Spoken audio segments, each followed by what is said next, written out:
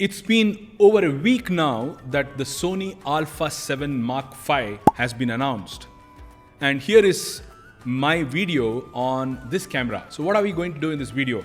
I'm going to unbox the A7 Mark V. While I already have a demo version here, but this is my own version of the A7 Mark V, my own copy rather. I'm going to compare this camera to the A1 Mark II that I also have here, and let's discuss how can we do some changes to this camera settings, how can we configure this camera, and what can you expect when you start using the A7 Mark V. So what's in store in the A7 Mark V? A 33 megapixel partially stacked powerhouse built for still and hybrid creators. Blackout free shooting, 759 autofocus points, real-time recognition, 30 frames per second, 16 stops of dynamic range, ISO up to 200,000, you get 4K 60p full frame and 120p at APS-C. The camera comes with S-Cinetone, flexible ISO and even LUT imports, plus a 4-axis LCD and 2 USB-C ports. Yes, 2 ports. So this little body is fast, clean and incredibly capable. But you know what's amazing? Sony has included the super useful pre-capture feature on this camera. I can't wait to show you the results which I recently shot in Costa Rica. So come on guys, let's dive deep into this camera. Before that, let's unbox my new A7 Mark V. Alright guys, here's my own copy of the A7 Mark V. As I said, my demo camera has been around with me for nearly 3 weeks now. It went to Costa Rica, shot a lot of beautiful birds like toucans, hummingbirds, quetzals, and now I'm back and Sony sent me my own copy of the A7 Mark V. I'm looking forward to unboxing this piece and showing you what's inside it so that we can understand what comes within a standard package of the A7 Mark V. Before we get inside the camera, I just want to tell you that Sony offers a 2+1 year additional warranty for which you may have to register your camera so that Sony knows who is the user. You may have to go to the Alpha community website and register your camera to avail the extended warranty. Why would you not do that? It's important to do that. So now once you enter the camera, you see a recommendation card. Sony says this is the card reader that we recommend. It's called the G3, MRW G3, and I already have the card reader with me. This is the newer MRW G3 card reader. Just for records, for people who don't know what the older card reader was, it was called the MRW G2 and this is the G3. Now here's an interesting thing. Even though Sony says this is the card reader that they recommend for the A7 Mark V users, this is actually inside the box. I personally feel you should not go for this one, which is the G3. You should go for the G2. I'll tell you why. Because Sony A7 Mark V not only comes with the CF Express A-type card reader, like for example, A-type card reader, but also it comes with the SD card slot. So you can actually be putting A-type as well as a SD card, maybe the Sony Tough cards inside the camera. So I would recommend the G2 still if you're using the Sony A7 Mark V, the Mark IV or any other camera, including the Sony A1. But if you are a user like me who also uses the Sony A1 Mark II, this has only CF Express A-type card readers. For example, this is my 960 GB A-type card reader, and I would recommend if you're going to use only cameras like the A1 Mark II, you should probably go and take advantage of the G3, MRW G3, which is faster, a lot more reliable, and you can actually download your pictures onto your computer using the MRW G3 faster. So that is what it is. And apart from that, Sony has recommended their own memory cards, which are the CF Express A-type cards. Basically, I have a few of them here. I already showed you the 960 GB inside my camera. I have just got the delivery of 1920 GB. Now this card is actually a 1800 read speed, 1700 write speed, and also they say a minimum sustained write which is 400 MB per second. This is called a high speed series A Type A CF Express card. It also is a tough card. They have, of course, the 960 GB as you saw in my camera. They also have the 480 GB cards. So let's keep this aside. Recommended cards by Sony. I am actually using the cards that Sony recommends. Let's put this aside. So guys, after the memory cards, they also have some literature, which is, of course, they are saying how you can go and join the alpha community. You can get this information in this leaflet. It has a QR code you can scan and go ahead and register your camera to enjoy the benefits of the extended warranty. According to me, the most important piece of document inside the box, apart from the camera, of course, is this warranty card. I think you should use this warranty card when you apply for your extended warranty. Keep this safe. It has your serial number, it has the date of purchase, and also it is a legitimate document that Sony will refer to before they start offering you their warranty services. So as I said, 2 + 1 year warranty. Do not forget to register your camera. Now let's go ahead and dig deep. I'll put this aside. Dig deep and open the camera. I think what comes inside the camera is a lot more literature. It has instructions, it has quick setup guides and all of that, which hopefully we don't need right now, but I'll keep it aside as well just to show you what else is in store. So guys, there is a strap which comes along for the Alpha 7 Mark V. In fact, they have the Alpha 7 Mark V written on the strap so that you can put it on the camera. But I must tell you, I am not a fan of using this at all. One is, in case few years from now I want to sell the camera, you have not used this, the buyer may really be happy to get an unused strap because this gets worn out, this gets really dirty. I do not like to use this for one of the reasons. And the other reason is, guys, it's a technical. If I put this strap on the camera, if it's a 16-35, 24-70 kind of lens, it's okay to suspend the camera with your strap on the camera. But I use lenses like the 600 f4, 300 2.8, 70-200 and the likes, for which even the 400 2.8, for which you can't suspend the camera using a strap on the camera. You would need to put a strap on the lens because the lens is heavier than the camera. So if you hold the camera like this and the lens is dragging down, it will put a lot of pressure on the mount. So it's important to not suspend the camera using a strap on the camera, but to use a lens, carrying cable or a strap, so that the weight of the lens is taken care of, the body just hangs on to the lens. That is my recommendation. So I do not use this as much. Now, if you go ahead and open, there is a small pouch inside which you have the NP-FZ100 battery. This is the battery we use in Sony. Let's go ahead and see what else is there. Yeah, now it's the camera. Of course, the most important part of the box would be the camera, of course. I'm going to pull this camera out. Let me cover this box and keep it aside because we don't need this anymore. Excuse me. So now, what's in store on the Alpha 7 Mark V is, of course, a fresh, new Alpha 7 Mark V with a battery that you can insert, which has been given. Most people would probably buy an additional battery along with this. So that is pretty much what you can see in the box. As I said, the camera, a battery, your strap, your warranty card, a couple of a piece of literature for you to understand how to register your camera, and then you need to start configuring your camera. So why don't we go ahead and clean up the table, remove all the stuff and accessories, and start understanding how we can configure this camera. All right, so it's very interesting. I have the Alpha 7 Mark V and also the Alpha 7 Mark IV. So I've put both of these cameras side by side, and of course I already have the Alpha 1 Mark II as well here.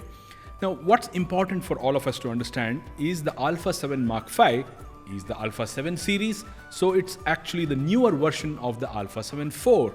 What's interesting is there's hardly any difference in the exterior, in the looks of the camera. In fact, it's so very similar to the Alpha 7 IV that there's only one thing which is different about the Alpha 7 V when it comes to the ergonomics and the body.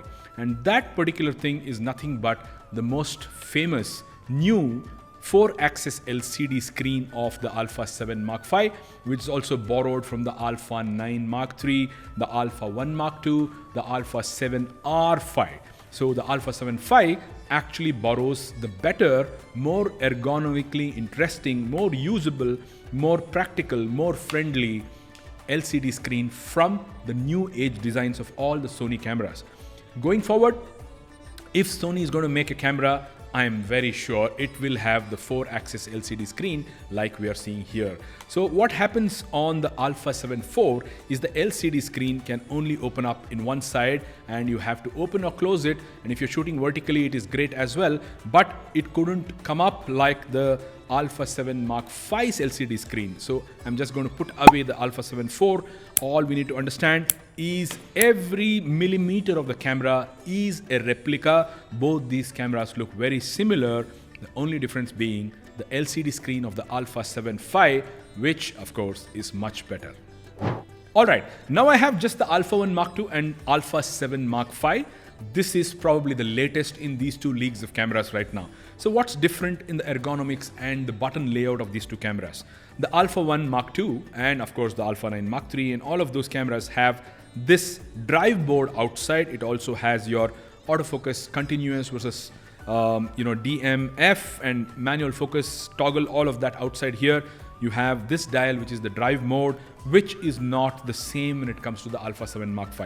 Alpha 7 Mark V has a lot of clean real estate on the left of the top of the camera, but otherwise the C1, C2, C3, C4 buttons are as is when compared to the Alpha 7 Mark IV. But when it comes to the Alpha 1 has the C1 and C2 right on top. In fact, the Alpha 7 Mark V has the C2 only on the top. The C1 is actually here behind the camera, very close to the viewfinder. The C3 is in the same place for both the cameras. C4 is in the same place for both the cameras.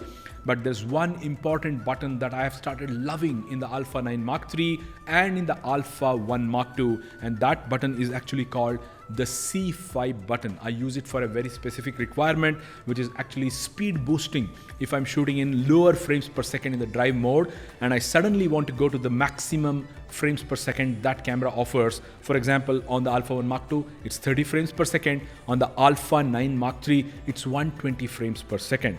If I want to toggle from a slower drive mode, like let's say 20-30 frames per second to a 120 on the 9 Mark III, or on the Alpha 1 Mark II, if I want to toggle from a 10 frames per second to a 30 frames per second, which is the fastest this camera produces, then I press the C5 button, which is the only way to shift the frames per second from just a mere 10 frames per second to the fastest 30 frames per second on this camera. However, the Alpha 7 Mark V doesn't have the fifth custom function button, which is the C5 button. It just has the C1 on the back. As I said, C1 is here. Then you have the C2 on the top. You have the C3 in the same place as every other camera. And then the C4, which is just the dual role played by the delete button, which is the C4 when you're in the shooting menu. So that's pretty much the difference between the ergonomics. The exposure compensation dial is the same. The video shooting button, or the button which actually enables shooting video, is on the top in the Alpha 7 Mark IV, like the Alpha 7 Mark V here. Both these two cameras have it on the top, whereas in the Sony Alpha 1 Mark II, the video button is on the rear of the camera in this particular place. So small changes, subtle changes, but if you think about the rest of the camera, there's hardly any change. C2 is in the same place, C3 and C4 are in the same place. C1 has moved to a different place on the Alpha 7 Mark V. And of course the video button is on the top versus on the back in the Alpha 1 Mark II. So I'm going to keep the Alpha 1 Mark II aside so that we can start diving deeper into the Alpha 7 Mark V. Alright, so talking about the Alpha 7 Mark V specifically, this is a camera Sony calls a hybrid camera. So let's understand what do they mean by that. They mean you must be a still photographer, but you may also have some interest in photographing stills and also capturing videos. So this camera is capable of really reasonably good video output. So they call it a hybrid because both kind of creators are using the Alpha 7 Mark IV and they are the ones who are expected to use the Alpha 7 Mark V as well. This is a hybrid camera. We speak about this being a 33 megapixel CMOS sensor. They also call it a partially stacked sensor. I'm going to make another video to explain what the partially stacked CMOS sensor means. let's use this time to discuss the rest of the ergonomics and button layout and configurations of the camera. So they have something called the Bionz ZR2 chip, which is an AI integrated one, which is used to enhance the focusing capabilities of the camera. This camera has amazing subject recognition.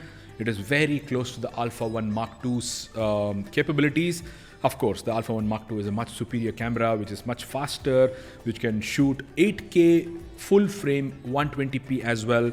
Recently in Costa Rica, I was using both these two cameras and I realized why I would still use the Alpha 1 Mark II, but Alpha 7 Mark V was pretty good for most other cases when I was shooting 24 or 30 frames per second videos full frame. I could also do a 60p in full frame, but the moment I moved to 120p in order to get some slow motion birds in flight shots, I would no longer get the full frame because this camera now shoots crop when I go to 120p. So that's the difference. That's why it's a hybrid. It's not everything that camera can give you. Otherwise, why should this be half the price of that if it has everything that camera has? Makes sense, quite reasonable. This is still pretty good for most wildlife enthusiasts, most hobby photographers, and as they call it, hybrid photographers.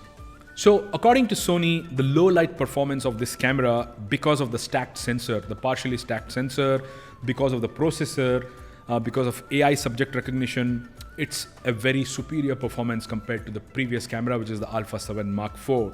So I think AI usage in tracking subjects is really good. I could see that the camera now has the auto subject recognition. You don't have to tell the camera from an animal to a human to an insect to an airplane to a different subject.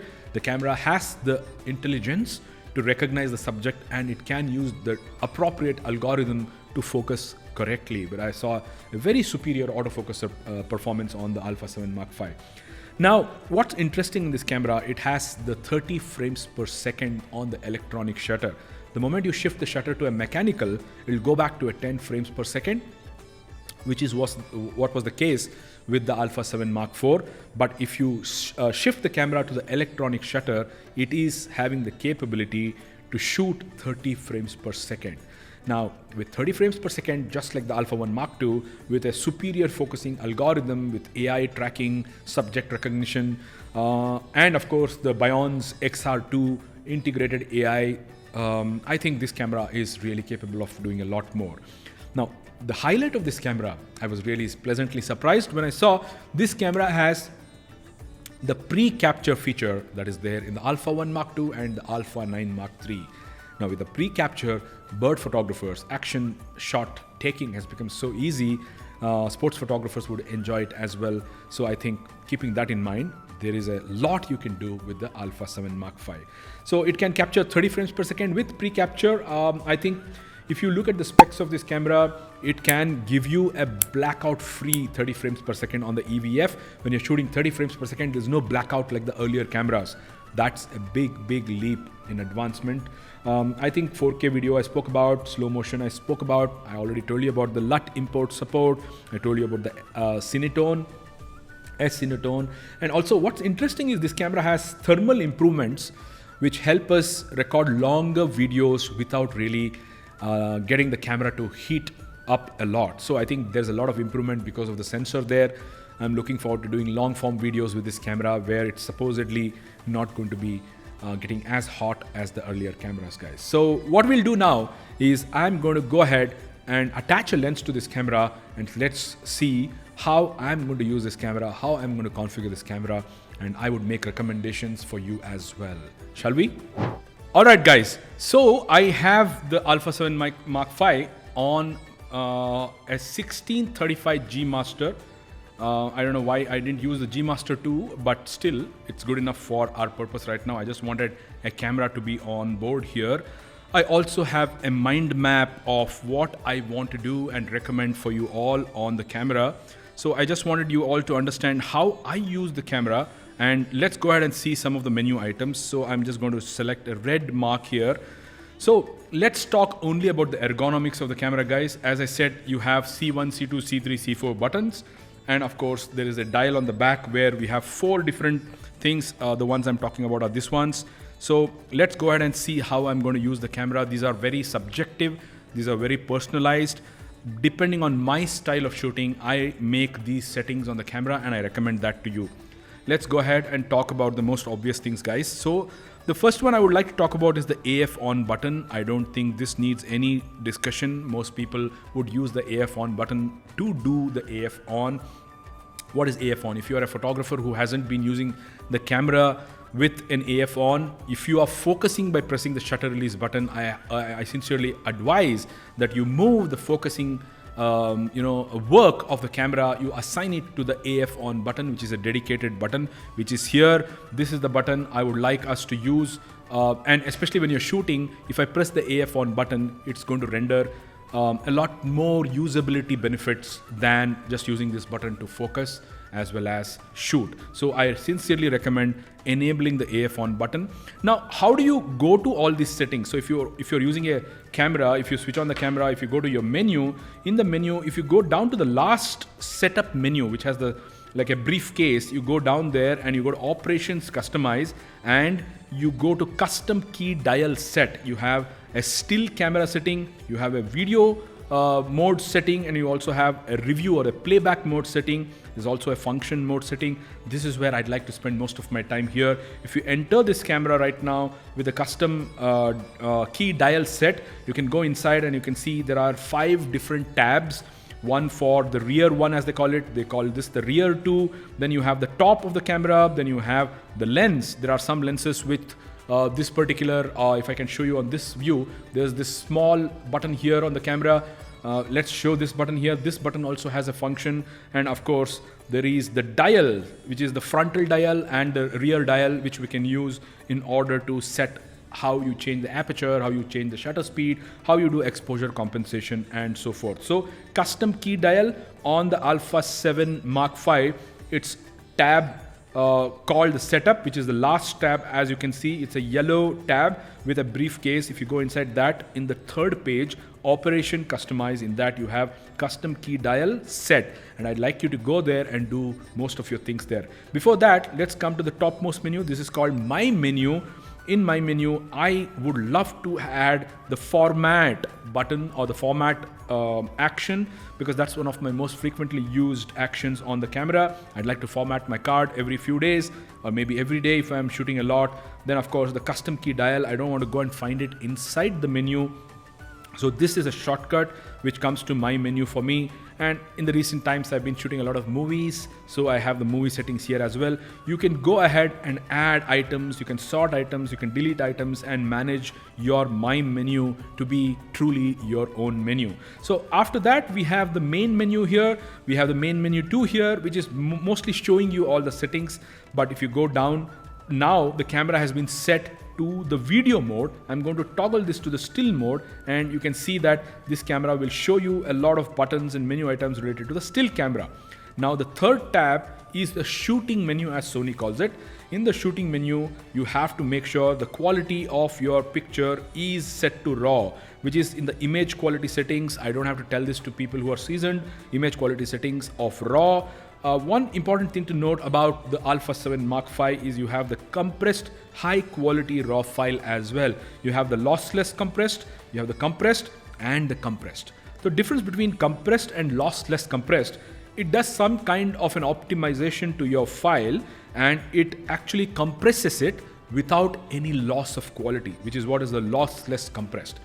Now, you can do the compressed HQ as well if you just go ahead and press the delete button, which will give you a little bit of an explanation of what this is. Records raw images compressed. You can record in a higher image quality compared to compression. So it's up to you. Each one of these will have a different implication on the actual file size in your memory card.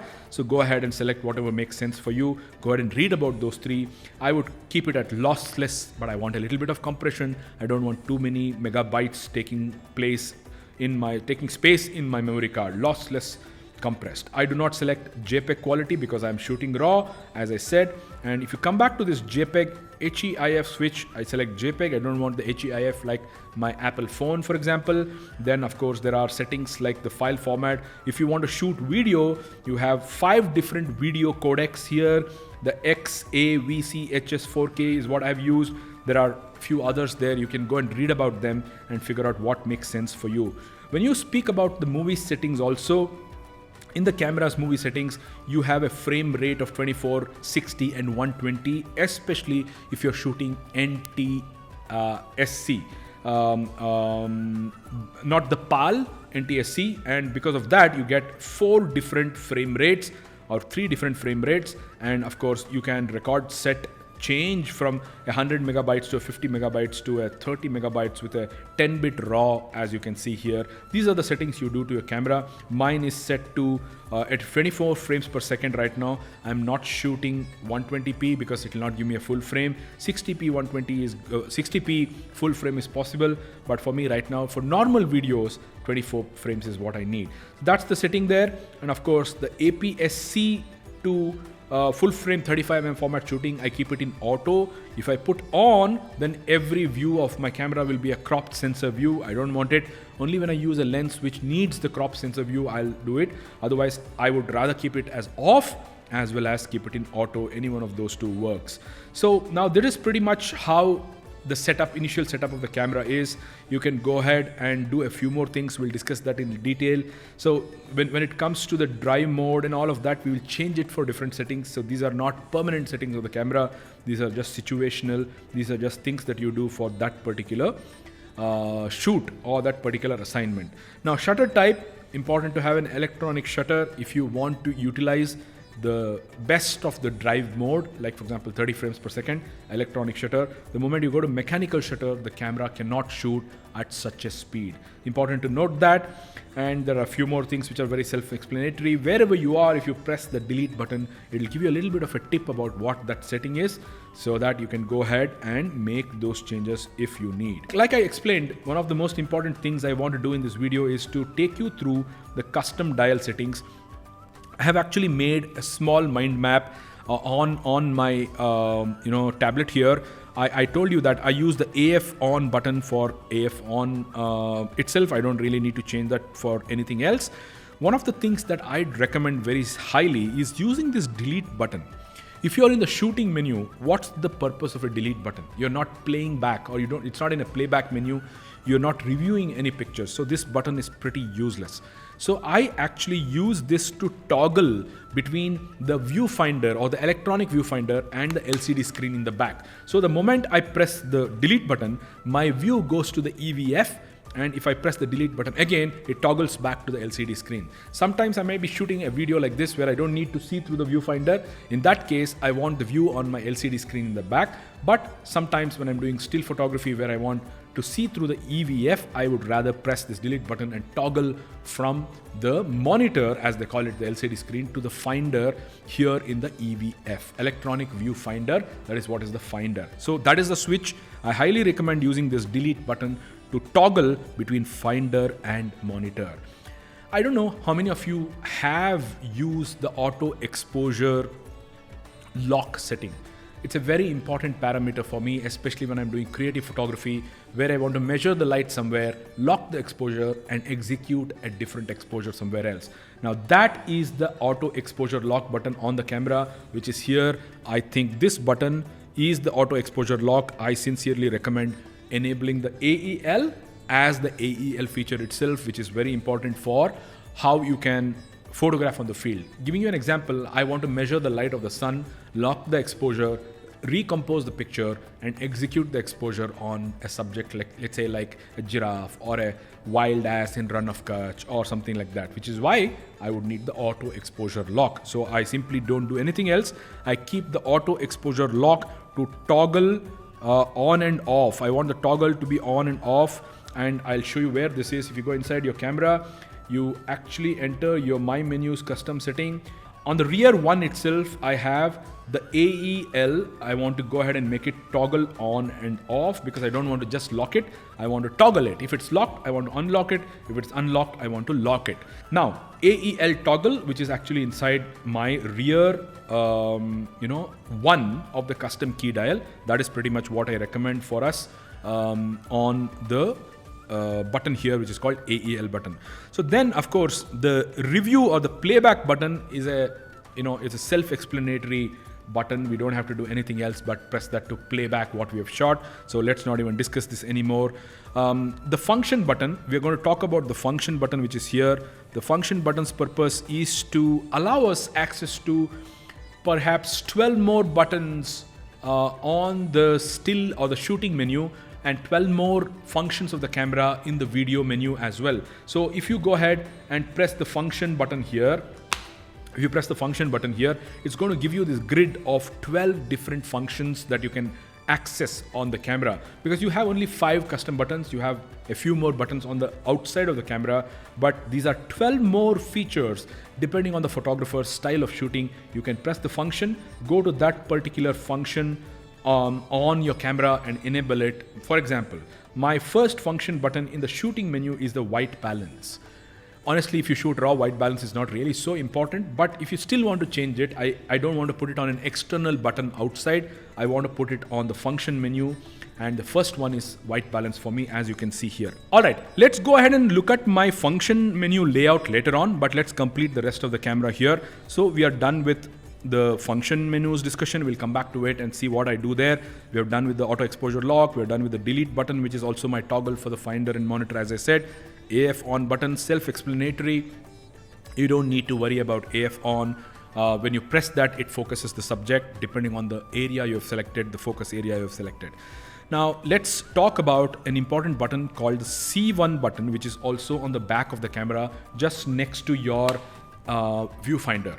When you press the C1 button, I have made sure in some situations I'd like to toggle between a full frame and an APS-C. That is my C1 button, which is here. C1 button's purpose for me would be to shift the focus, or when I say focus, I mean the perspective of my shot from a full frame to a crop sensor. I have actually made a video on why should you actually crop on the camera. Why can't you crop on the post-processing setup? Why can't you capture a full frame, come back and crop it later? There are reasons which are beneficial for us to crop in the camera itself. Some of them could be lesser file sizes, more accurate metering, and so forth. So I don't want to get into a deep masterclass there. So this button will help you toggle between full frame and crop. That is my C1 button. Let's go ahead and see what's the C3 button, guys. Okay, if you look at the Alpha 1 Mark II, you have an interesting button here called the C5 button, which we don't have on the Alpha 7 Mark V. So for me, the Alpha 7 Mark V's C3 button is what is going to do what I had enabled in the Alpha 1 Mark II, which is what I call the speed boost on and off. The speed boost on and off, what does it mean, guys? As I said earlier, if I'm shooting at 10 frames per second on the drive mode, and I want to suddenly do a cheetah chase action, I want 30 frames per second, which is the capability of this camera, then I just need to press the C3 on the Alpha 7 Mark V. Then the camera will move, let me show you, the camera will move from 10 frames to a 30 frames. You can see that the continuous shoot speed boost is on. You press the same button again, the continuous speed boost will switch off, which means it will go back to the 10 frames per second. That is what my C3 has been allocated to do on my configuration as we are speaking right now. So what is the focus standard button? This focus standard button is the same. It's basically kind of a joystick which allows you to move your autofocus point to different parts of the screen. Then if you press it in the center, it will bring the autofocus point to the center of the frame, as long as you have set the custom dial of that particular button to do something called as focus standard, which is what is the rear 2 menu. In the rear 2 menu, I have selected number 1 as the focus standard, which will bring back my autofocus point to the dead center of the frame. Now, what that also means is if I have used a focus point, like let's say the expand flexible or the flexible spot, and I can go to the left or the right using that dial, which is what is called the focus standard. Very, very useful button. Press that in the center and it'll come back to the center of the frame. That is your focus standard. Now, what else is left on the rear of the camera? So there's an important menu here, which is basically the dial here. This dial here, I'm just going to color it in green so that we can bring focus to that. This dial here is an important part of the camera's ergonomic layout. There are 5 buttons here, actually 6. One is the circular scroll that you can scroll up and down. there are 4 buttons: the left, the top, the right, and the bottom, which is what are these 4 buttons: one here, this one, and this one. And of course there's a center dot also, which has a function. Then, as we said, this dial here, which can scroll the menu. So what do I do with this? If you've seen my Alpha 1 Mark II's configuration, I stick to the same because I don't want to keep changing between cameras. So let me change the color for us to highlight. Let me find an interesting color. Maybe we'll find an orange so that we have something new to discuss here. So there are these 4 buttons here: this one, and this one. So sorry, I'm scribbling a lot on my camera, but these are the buttons here on the camera, which are the 4 different things. There's a center one, which is of course also assigned to do something. So what do I do with that, guys? My bottom button, which is what is called in my custom setting, it is called as 5 in the rear 2. It's called as 5 in rear 2. I assign the metering mode to that. So for me, this is the metering mode. What is the metering mode? If you're used to exposure settings like spot meter to highlight priority meter to the multi segment metering, that is what I do. When I press the bottom, it shifts the different kinds of metering if I scroll it. That is what is the metering button for me. Now if I go into the same menu in the rear, the 4, which is the right side button, was designed to change ISO by the camera. I stick to that. I don't make any changes. If I simply press the right of the camera, it allows me to move between different ISO settings, and that is pretty much the same. Even the top, which is supposed to be a display, this display button on the top, I do not change that. Its job is to change the display or the different toggle views of the camera's display. I use it for that. For me, a very important button is the one which is on the left, which changes the AF area mode of the camera, guys. I would like to change the AF area mode pretty often because depending on the subject, the situation, what I'm shooting, I want to change this button. So it gives me a lot of options. The Alpha 7 Mark V also comes with a very interesting XS, guys. It's the extra small autofocus area, which is a very tiny autofocus area that I can move around when I am, shooting, let's say, a tiger inside a grass. I don't want to use a bigger area. I want to pinpoint the tiger's face in the middle of foliage. Then the extra small is a great autofocus area. So for me, this left button is the autofocus area, which is pretty much what I do. Let's, for a few seconds, come to the top of the camera. Unfortunately, like the Alpha 1 Mark II, the Alpha 7 Mark V doesn't have too many buttons. To be honest, 1 button less. The C1 has been put to the back, but the C2 is still in the same place. So I would use the C2 to actually shift the toggle of the autofocus recognition target from human to animal to bird to insect to planes to whatever else. I would like to keep changing this on the field by pressing the C2. For me, C2 takes from auto to human to animal or bird to animal, bird, insect, car or train or airplane, and again back to auto. This toggle is something that is one of my frequently utilized button, the C2 for me. The video button, of course, there's no need to discuss what that does. It simply starts shooting a video. Even if you're in the stills menu, there is a very subtle difference when you move from the stills to the video menu and press this button versus stay in the stills menu and press this button. There's a very subtle difference. We'll keep that for a different video. But right now, the C2's job for me is to help us toggle the recognition target from human to animal to bird to whatnot. All right, so one of the things that I have been doing on every Sony camera ever since I have been using it is this exposure compensation dial that Sony has. I pretty much keep it locked and I do not use that much at all because they have this button on the left, which is the dial, which I use to change a few things. For example, for me, in all the modes, aperture priority mode, the shutter priority mode, even in the manual mode, this particular dial's job is to toggle and change the exposure compensation. So if you go back to your custom key dial and go down to the dial wheel, as they call it, I have ensured that the number 1, which is the frontal dial, actually changes my aperture or shutter speed depending on what mode I am on. If I'm on shutter priority, this changes my shutter speed. If I'm on aperture priority, this changes my aperture. Now, if I'm in manual mode, it's very interesting. This changes the aperture, and my dial, which is number 4, which is the big circular dial on the back, that changes my shutter speed. Now, number 2 is what I have configured to change my exposure compensation. And number 3 is also exposure compensation, but for me, that's a dummy button. I have never used that because of my style of shooting. So that is pretty much the top of the camera. Now what I want to do is, let me change the focus area to expand flexible spot with tracking. Now what I want to do is press the function key and take you to the functions menu, and you have to understand that when you go to your custom dial, there is a different menu for your function. For let me take you to the setup menu. In that, when I go to operation customize, you have to understand there is a different menu for still, there's a different menu for videos, and also different menu for your custom key setting for your playback.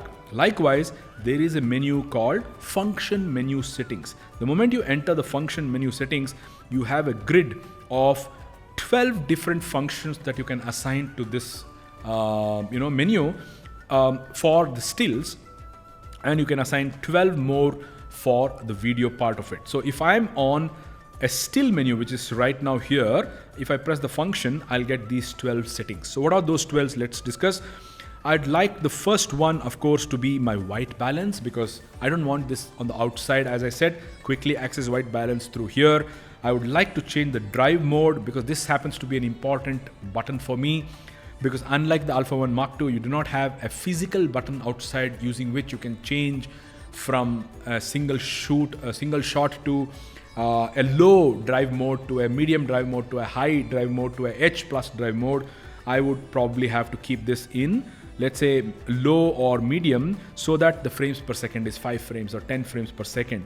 Remember, if I press the C3 button here, it'll toggle and go to your continuous shooting speed, and I can go ahead and configure the camera and say if I want the continuous shooting speed to be 20 frames or 30 frames, or go to the extent of the 30 frames on the Alpha 7 Mark V. In the drive mode, if you go to your continuous speed boost settings, I have selected 30 images per second. So the moment I am actually on continuous speed boost off, it's going to go back to my camera setting of, let's say, low, high, medium, and whatnot. The moment I press the C3 on this camera, it's going to push my camera to the 30 frames per second. That is why these two work in tandem. I'm going to go back to my functions menu. Let's go ahead. I have the creative look as one of the parameters here for the third part of my camera. Then, of course, if I've attached flash, I may need to work with different kinds of flash algorithms, whether I'm using the first curtain or the normal flash. If I'm using the rear sync, all that changes I need to do in this menu. If I have the flash attached, no camera today, like the full frame Sony cameras, comes with a built-in flash, which was pretty useless in the older cameras as well, but that's what we do here. Now, I also have a silent mode quick access enabled on this particular area. If I want to shoot without making a shutter noise, let's say I'm sitting in a hide, I don't want the Kingfisher to hear my shutter sound, I go to the silent mode and enable that. On this menu, I have image quality settings. I can go ahead and select different image quality, which I don't think I need it often, but still I have enabled that if I require. Now going back to the functions menu, in the second row, I have the electronic shutter versus the mechanical shutter. If I have enabled the continuous boost, then it is going to only use electronic shutter. Remember, 30 frames per second is not possible on mechanical shutter. Now let's go ahead and see. Now I have an opportunity to change between mechanical shutter and electronic shutter, guys. But if I'm on electronic shutter and I enable continuous speed to, let's say, 30 frames per second, and I go to my function button, you'll notice my shutter type is disabled. It's obvious that if I'm on the continuous speed boost on, I cannot do that with the mechanical shutter, which is why the camera disables this menu. The shutter type won't work. Only when I switch off the continuous shoot speed boost to off, then I go to my function, then I can go and change the mechanical versus electronic shutter. So let's go back to the function menu. I have something important, the live view display. I can switch on and switch off the exposure simulation on the live view display, which is one of my settings there. Then I also have the flashes exposure view, which is called flash view or view flash. view flash settings when you are opening the camera's LCD screen as well. You can see whether you want to simulate that or not. Then of course I have the subject recognition AF. I can switch it on and off. If you don't want the artificial intelligence to recognize your subject, you have an opportunity here to switch this off. But I don't have too many use cases where I want to have the subject recognition in AF off because I want to use the artificial intelligence help. Here's an aspect ratio button as well, or a setting as well. So then this particular feature of the aspect ratio, even though I find it not so useful because the camera anyway records files in the 2:3 aspect ratio, just in case you are shooting a lot of videos and you also want to shoot some stills, I'd like you to enable the 16:9 aspect ratio because you will see what the video is going to capture. It's important to have that option sometimes to be able to see only 16:9. So that's why I have the function menu with my aspect ratio of 3:2, 4:3 or 16:9. I can toggle between different aspect ratios. And then finally, I'd like to choose the recording media setting. Sometimes I would have put another card and I want to make sure the camera records to slot 2 instead of slot 1, and that is pretty much what my record media settings would be. So that's pretty much how my functions menu layout is for the Alpha 7 Mark V right now. I may make changes to this based on my unique use case, depending on where I am. If I'm shooting underwater, I may need something else. If I'm shooting birds, I may need something else. If I'm shooting a lot of video today, I may need something else. So do not treat this as something I keep forever.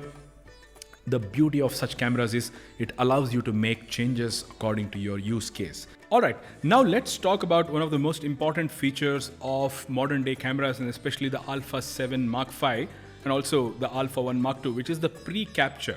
So in order to access pre-capture, I would like to enable a button in the camera. I'll tell you more about that. But first, let's understand what is pre-capture.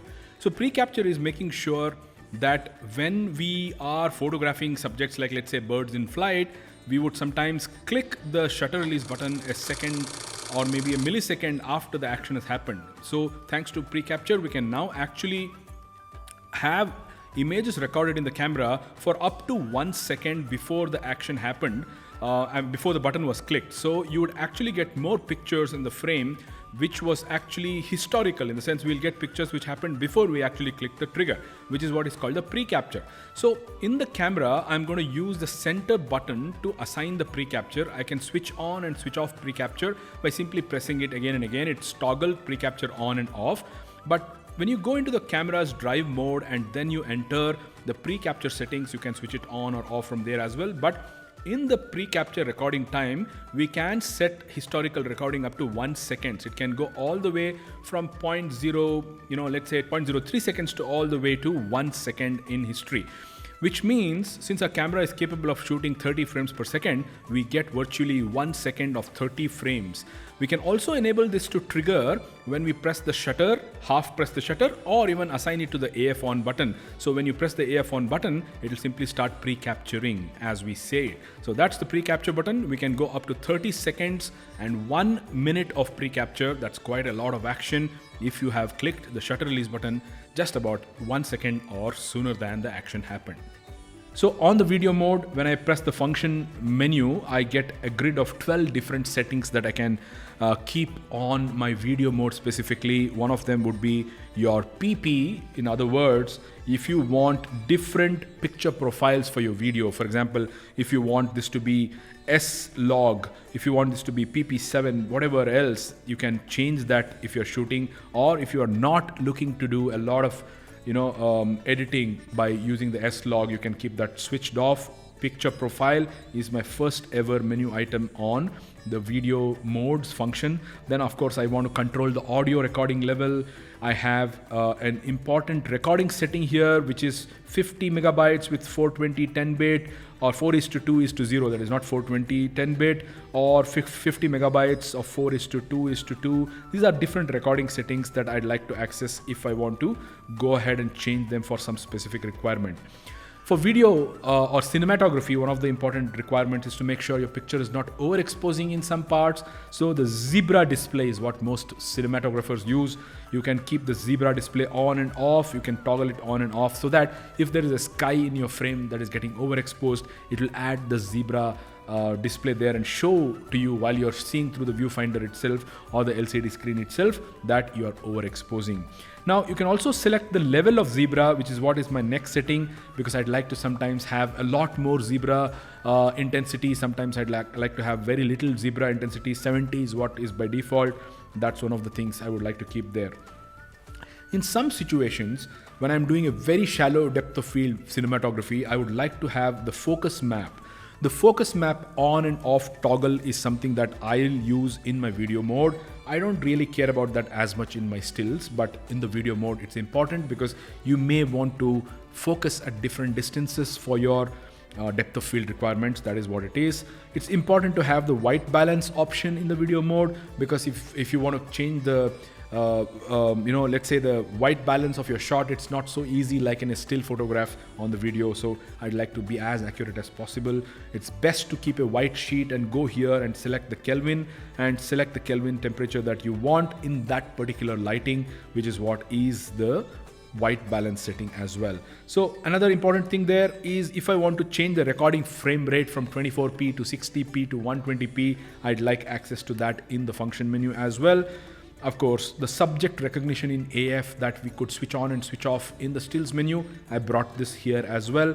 As I said, you can change different codecs of your video using this particular setup, which is XAVCHS 4K for me now, but you can keep changing that as well depending on your use case. Sometimes you want to shoot in a different codec. Sometimes on the Alpha 1 Mark II you could shoot 8K versus 4K versus 2K. All of those changes is possible by having this particular function item to change the parameters. I would love to have the aspect ratio here as well. For me, when I'm shooting video, I'd like to keep 16:9 because that is the output I would like when I render the video as well. Lastly, I'd like to keep the recording media settings as well, which is actually replicating my still photography settings to the video photography settings as well, videography settings as well. So apart from that, I do not need to do much on this camera. On the back of the camera, when I'm recording, I'll be able to see my 4K versus 2K. I can see the 24 versus 60p versus 120p as well. I can see the number of minutes my memory card is allowing me to shoot more videos. I can also see what's the exposure program mode. I'm using aperture priority for my video right now. You can go ahead and make that change and use the manual mode if you want. You can use the P mode if you want. All of that is visible on the screen on the back itself. I also would love to see my metering mode. I also would love to see the aperture shutter speed, ISO, and of course exposure compensation, which is the most basic requirement as well on the camera. So that's pretty much the way I configure my camera, guys. As I said, C1, C2, C3, C4 on the Alpha 7 Mark V. I would love to know what you guys do. What's your use case? How do you configure the camera? If you want me to show you something specifically, I'd like you to put in comments and tell me what you are looking for. But otherwise, this is my pretty standard setup of how I'll use the Alpha 7 Mark V. If you think about it, I have a different setup slightly for the Alpha 1 Mark II. I have a different setup for the Alpha 7 Mark V. It's basically because of the lack of some buttons and the difference in the ergonomic features of the camera, difference in the button layout. So I adapt myself to the camera's layout. But as much as possible, I want to replicate the settings on the buttons which are similar in both these cameras. For example, if C2 is supposed to do something on the Alpha 1 Mark II, I'd like C2 to do the same thing on the Alpha 7 Mark V as well. But there's an exception. The C3 on my Alpha 1 Mark II, its job was supposed to change a particular feature, but I have made sure on the Alpha 7 Mark V, it is my continuous speed boost on and off, because on the Alpha 1 Mark II, I had the C5 button. Now, apart from exceptions like those, everything else is pretty much the same. I would love to configure the camera based on my use case, and I keep changing it. And this is pretty much my aperture priority, bird photography, mammal photography use case. I'd like you to implement those if required, and you can let me know if you have any specific questions about how to configure the camera. Otherwise, I'm looking forward to using Alpha 7 Mark V as a second camera, honestly, because my first camera is the best in the world, which is the Alpha 1 Mark II. But for a lot of us who do not need to splurge this kind of money, or for a lot of us who feel the Alpha 7 Mark V can serve the purpose, I'm very sure it's an immaculate camera. It's an amazing camera. It's going to take all of photography to the next level for sure. that's pretty much what I wanted to share, guys. I hope it was a useful video. I know it's been a long, deep dive, but as I said, the purpose of this video was to show you the camera inside out. I want to tell you one important thing before we end this video, because it's important to know that the Sony A7 Mark V replicates the Sony A7 Mark IV's body and design, right? Which is why it also uses the VGC4 vertical battery grip, unlike the Alpha 1 Mark II, which actually uses the VGC5 battery grip. If by any chance you do not have the VGC4 and if you have the VGC5, it would not fit the Alpha 1 Mark II, because this camera's size and shape and design replicates the Alpha 7 Mark IV, which is why it can take the VGC5. I told you in many videos and also earlier that I'm a big fan of using the battery grip. I would love to use the battery grip for multiple reasons. One of the reasons is, of course, second battery to switch from the battery which is draining to the other one. Two is for ergonomic use case of better shooting capabilities using the vertical grip, guys. So VGC5 for the Alpha 1 Mark II, VGC4 for the Alpha 7 Mark V. Apart from that, 30 frames per second on both, pre-capture on both, 33 megapixel on the Alpha 7 Mark V, 50 megapixel on the Alpha 1 Mark II. Otherwise, there's not much of a difference. 120p full frame on the Alpha 1 Mark II, 120p crop, 60p full frame on the Alpha 7 Mark V. Now, guys, this is a beast of a camera. Considering the cost, the benefits are super huge. Considering the cost of an Alpha 1's upgrade from the Alpha 7 Mark V, I would think there are very small reasons why somebody would want this camera now. A lot has been stuffed into the Alpha 7 Mark V itself, especially for hobby photographers, hybrid photographers, maybe even for pros who do not need those specific features of the Alpha 1 Mark II. I hope it was useful. Stay in touch. Please subscribe to the Toehold TV, and I'll keep coming back with some informational videos like this in the days and months to come. Thank you so much. If you have anything, please let me know.